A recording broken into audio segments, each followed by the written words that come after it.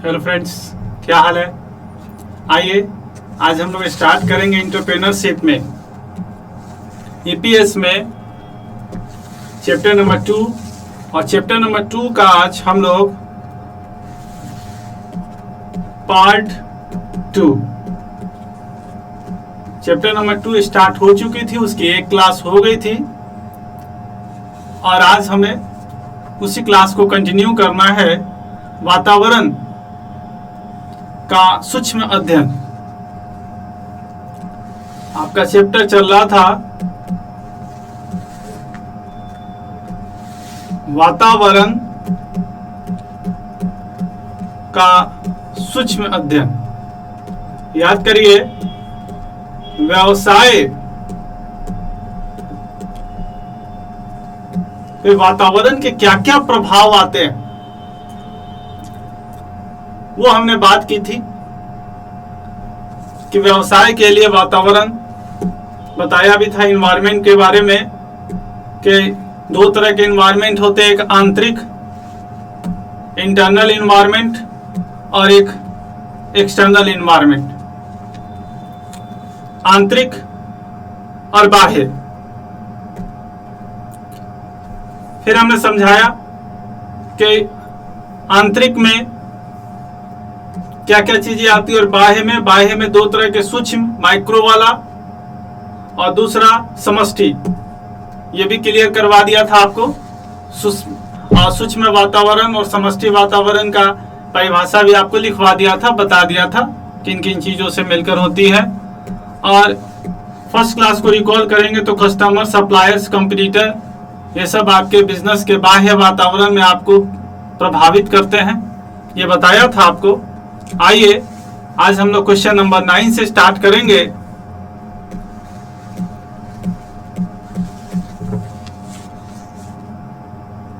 उद्योग में, व्यवसाय में वातावरण का प्रभाव।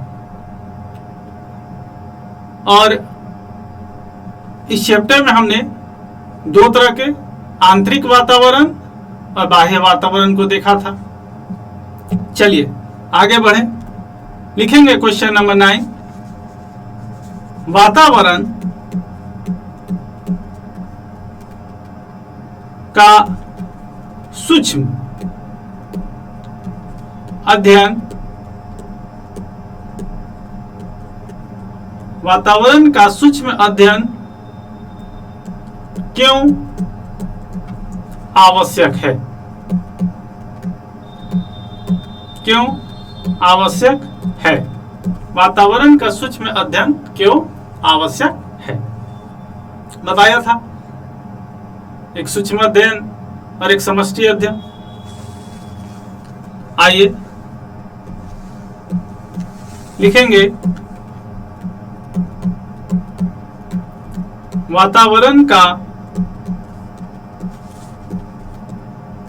सूक्ष्म अध्ययन निम्न कारणों से आवश्यक है। वातावरण का सूक्ष्म अध्ययन निम्न कारणों से आवश्यक है। देखिए, आपके व्यवसाय का जो संसाधन है, आपकी पूंजी, कच्चा माल, उनका सही ढंग से प्रयोग हो सके, इसके लिए सूक्ष्म अध्ययन करना आवश्यक है। पहला तो लिख लेंगे, संसाधनों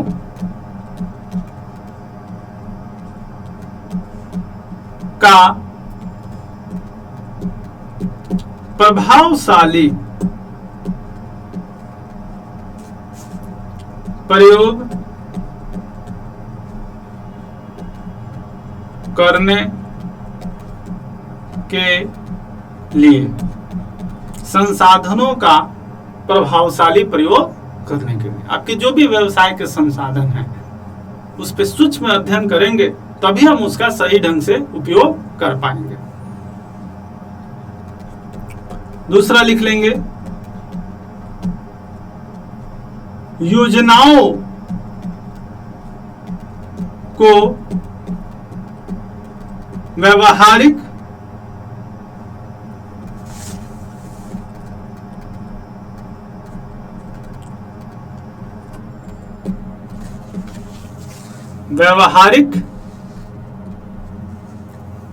जो भी आपकी योजना है उसका व्यवहारिक एवं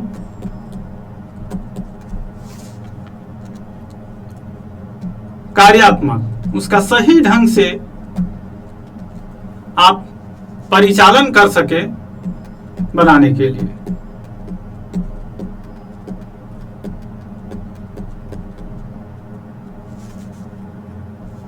और तीसरा लिख लेंगे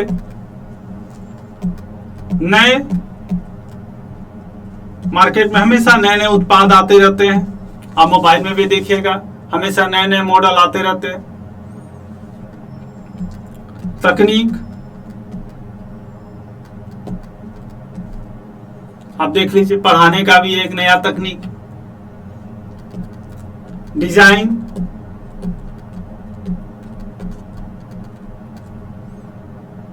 आदि की जानकारी के लिए।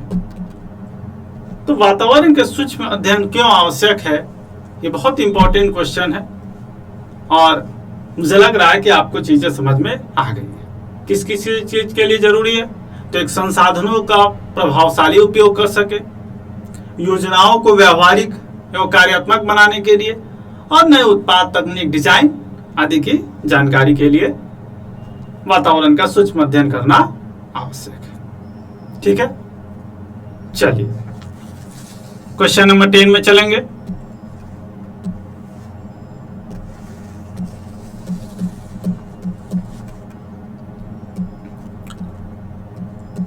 वातावरण परीक्षण मतलब इन्वायरमेंट का जो हम परीक्षण करते हैं, टेस्टिंग करते हैं, में किस प्रकार की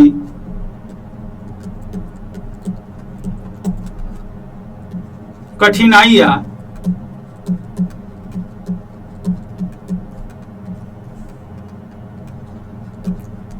आती है। वातावरण के परीक्षण में किस प्रकार की कठिनाइयां आती है।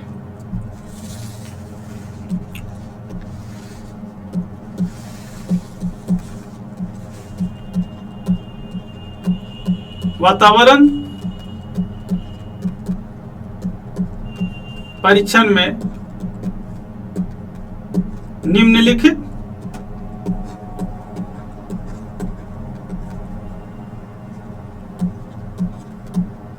कठिनाइयां आती है। जब हम इन्वायरमेंट को, व्यावसायिक वातावरण का परीक्षण करते हैं, तो सबसे पहले हमारे पास सूचनाओं का अधिभार हो जाता है। बहुत सारी सूचना आ जाती है। अब उसमें से कौन सी सूचना हमारे काम की है, कौन सी सूचना हमारे काम की नहीं है, कैसे चेक करें उसको, इसकी बड़ी समस्या आ जाती है। सूचनाओं का अधिभार, बहुत सारी सूचनाएं आ जाती।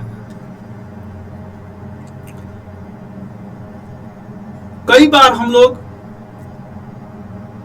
भविष्य के लिए सही ढंग से प्रबंध नहीं कर पाते हैं, उतना सही ढंग से अनुमान नहीं लगा पाते हैं। भविष्य के प्रभावों को प्रबंध करने में विफल हो जाते हैं। ये एक बहुत बड़ी कठिनाइयां है। और सच पूछिए तो आप कुछ भी कर ले, भविष्य के सारे प्रबंध आपके एकदम सटीक हो जाए, ऐसा संभव कई बार नहीं लगता है। एक दूसरी कठिनाई है।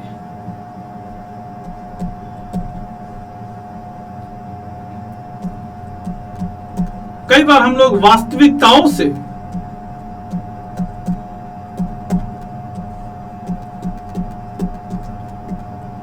दूर हो जाते हैं। मतलब क्या सिचुएशन है और हम लोगों की क्या सोच है, इसमें बहुत ज्यादा डिफरेंसेज आ जाती है। तो ऐसे में इस तरह की कठिनाइयां वातावरण के परीक्षण में आती रहती है। ठीक है, चलिए नेक्स्ट क्वेश्चन की तरफ चलेंगे। लिखेंगे क्वेश्चन नंबर 11।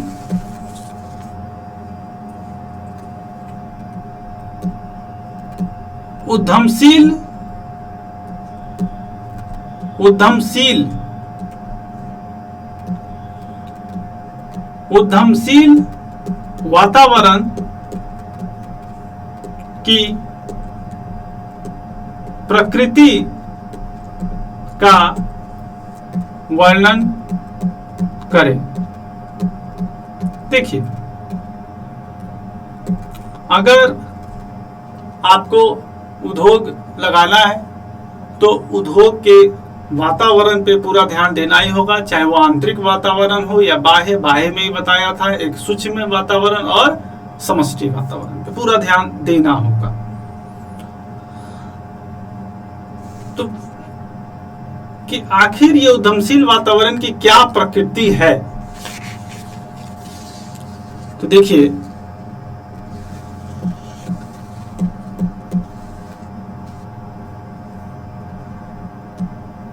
उद्यमिता एवं वातावरण के बीच एक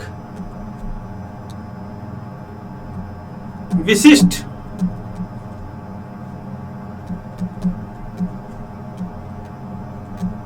संबंध पाया जाता है। उद्यमिता एवं वातावरण के बीच एक विशिष्ट संबंध पाया जाता है, जिसके निम्नलिखित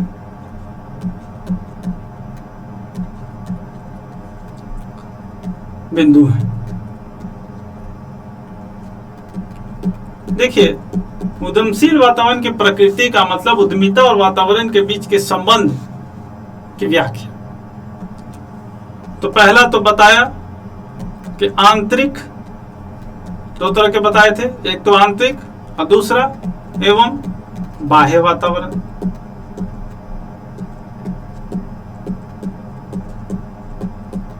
एक आंतरिक वातावरण और दूसरा बाह्य वातावरण।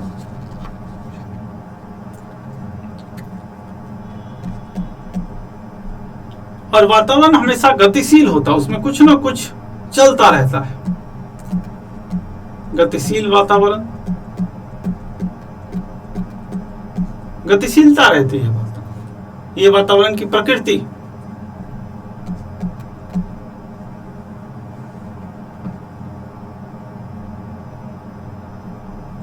भौगोलिक सीमा, देखिए जो वातावरण है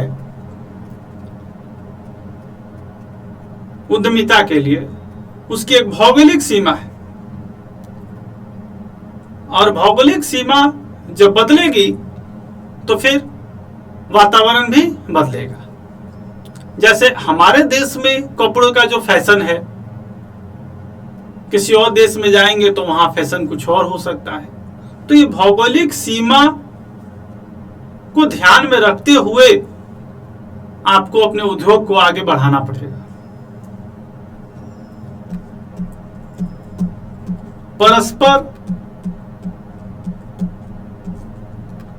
निर्भर घटक, देखिए, वातावरण के जितने भी घटक हैं, चाहे वो आंतरिक हो, बाह्य हो, सूक्ष्म हो या फिर समष्टि हो, सब आपस में एक दूसरे पे निर्भर है।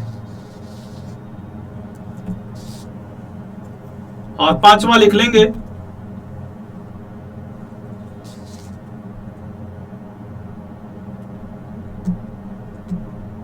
उद्यमी भी वातावरण को प्रभावित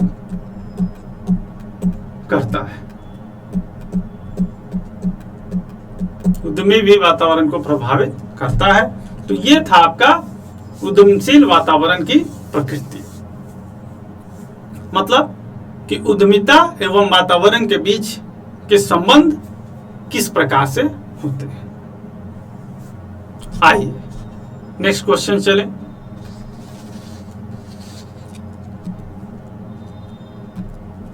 क्वेश्चन नंबर 12।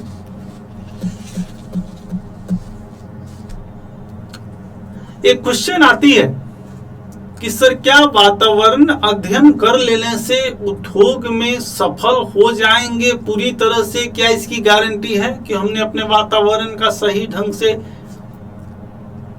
अपने ग्राहकों का, अपने सप्लायर्स का, अपने संसाधनों का, आंतरिक बाह्य सारे वातावरण का हमने सही ढंग से अध्ययन कर लिया है, तो क्या हम पूर्ण रूप से सक्सेस हो जाएंगे? ऐसी गारंटी है?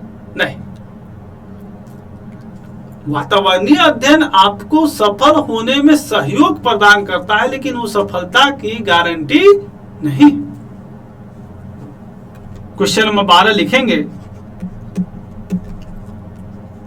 वातावरणीय विश्लेषण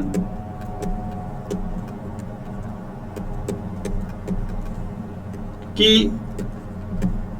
क्या सीमाएं हैं? सीमाएं का मतलब इसकी कमियां।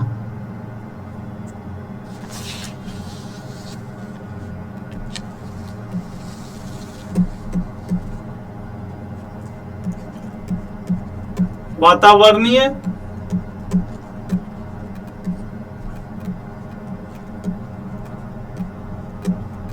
विश्लेषण की निम्नलिखित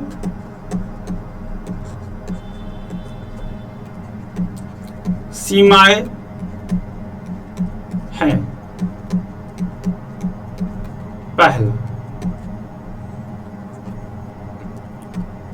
उपक्रमों की प्रभावशीलता की गारंटी नहीं। देखिए, आप वातावरणीय विश्लेषण अच्छे से कर ले तो इसका मतलब ये नहीं हो जाएगा कि आपका उपक्रम पूर्ण रूप से सफल हो जाएगा। इसकी कोई गारंटी नहीं।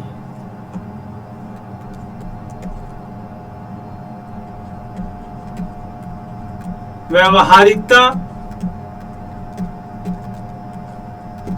की कठिनाई। देखिए, कई बार जो वातावरणीय विश्लेषण करते हैं, व्यवहारिक रूप से उसका पालन करना, उसको अच्छे तरह से लागू करना अपने व्यवसाय में। जैसे एक छोटा सा उदाहरण लीजिए, क्या आप एक कस्टमर को सेटिस्फाइड करने के लिए क्या उसकी सारी मांगे मान लेंगे? मान लीजिए कि आप एक मोबाइल के दुकानदार हैं, 10,000 की मोबाइल है, उसने कहा डिस्काउंट दे दीजिए, आपने 200 रुपये डिस्काउंट दे दिया। वो खुश नहीं है, वो कहता है नहीं हमें 2,000 का डिस्काउंट दीजिए। तो क्या ग्राहक को खुश करने के लिए उसकी सारी बातें मान ली जाए? कई बार इस तरह की व्यवहारिकता कठिनाई आती है, संभव नहीं है। तीसरा, अनिश्चित भविष्य।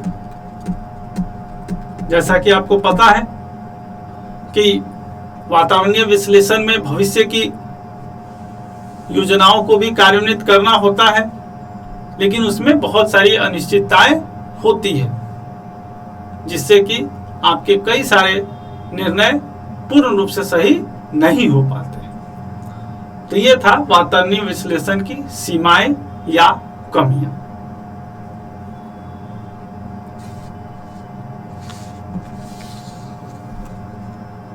चलिए आगे चले। अब हम लोगों को बात करना है क्वेश्चन नंबर 13।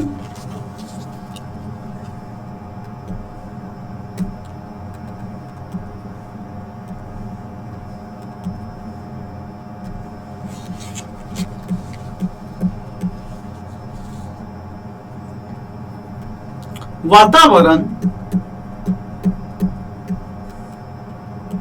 के प्रति उद्यमी के दायित्व का वर्णन करें। देखिए, क्या उद्यमी का वातावरण के प्रति कोई दायित्व है? हाँ सर, है, बिल्कुल है। आपका अपने सप्लायर के प्रति, अपने ग्राहक के प्रति, सरकार के प्रति, सरकार को सही ढंग से टैक्स दे, ग्राहक से सही व्यवहार करे, सप्लायर का पेमेंट सही टाइम पे करे, बहुत सारे दायित्व है। तो ये उद्यमी का दायित्व है।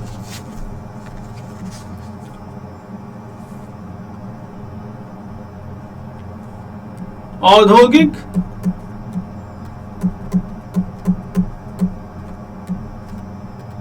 उपक्रम किसी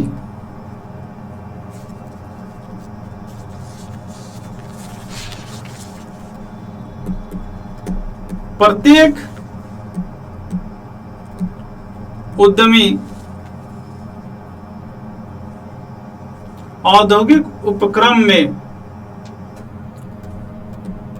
किसी प्रत्येक उद्यमी का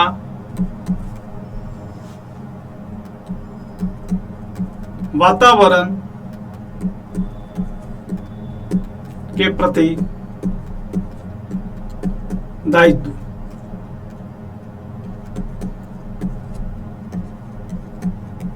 होती है।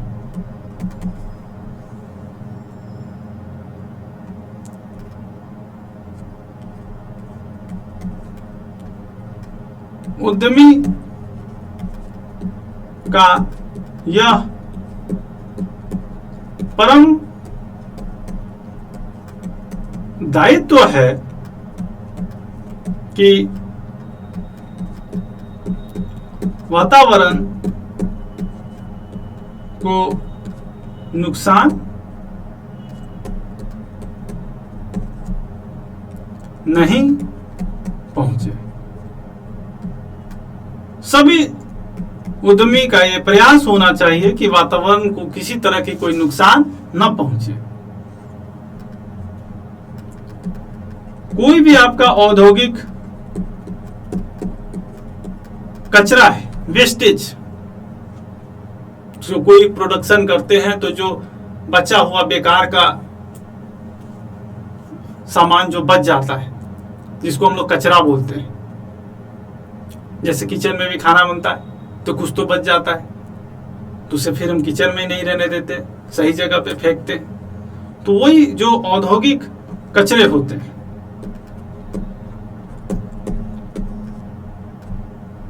आदि को जल में प्रवाहित नहीं करके, क्योंकि जल में अगर नदी में प्रवाहित करेंगे तो नदी का जल पूरी तरह से प्रदूषित हो जाएगा, नहीं करके इसका सही इस्तेमाल करना चाहिए।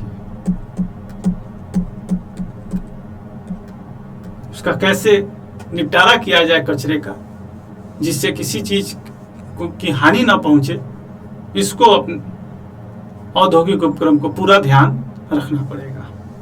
ठीक है,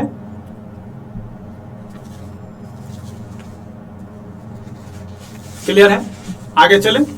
हाँ जी सर, चलिए चलिए नेक्स्ट क्वेश्चन लिखिए। Question number 14।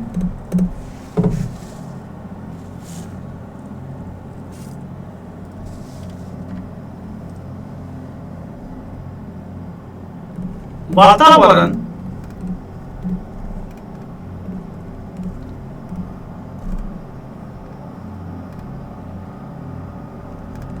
सकारात्मक एवं नकारात्मक दोनों बंधनों को दर्शाता है। कैसे? देखिए, वातावरण में बहुत सारे बाह्य तथ्य होते हैं। जैसे कोई ग्राहक अगर वो आपसे खुश है, सेटिस्फाइड है, वो कई जगह आपका प्रचार करता है, तो ये आपके लिए क्या हो गया? सकारात्मक हो गया। लेकिन वही ग्राहक अगर आपसे नाराज है, तो फिर वो आपके लिए क्या हो गया? नकारात्मक। तो हम कह सकते हैं कि वातावरण में सकारात्मक भी है और नकारात्मक भी है। लिखेंगे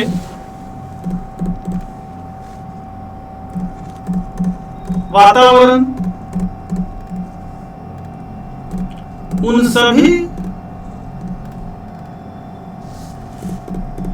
बाहरी तथ्यों का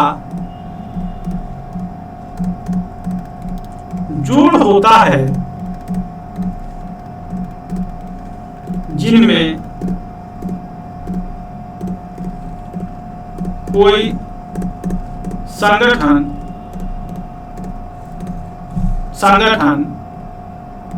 कार्य करता है।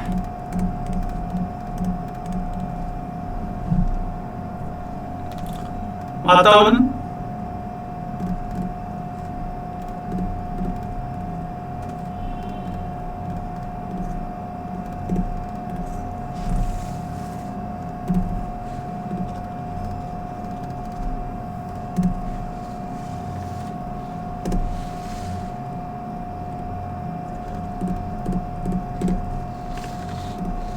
सकारात्मक एवं नकारात्मक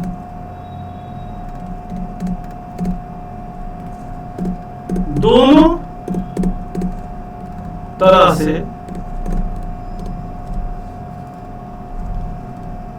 उपक्रम को प्रभावित करता है। ठीक है, तो ये था आपका वातावरण का सूक्ष्म अध्ययन चैप्टर नंबर 2। चलिए होमवर्क लिख लीजिए। होमवर्क आप असाइनमेंट में लघु उत्तरीय प्रश्न उत्तर सहित कर लेंगे। लघु उत्तरीय प्रश्न उत्तर सहित, लघु उत्तरीय प्रश्न उत्तर सहित कर लेंगे और असाइनमेंट में आप हर हाल में अपलोड करेंगे। Thank you friends.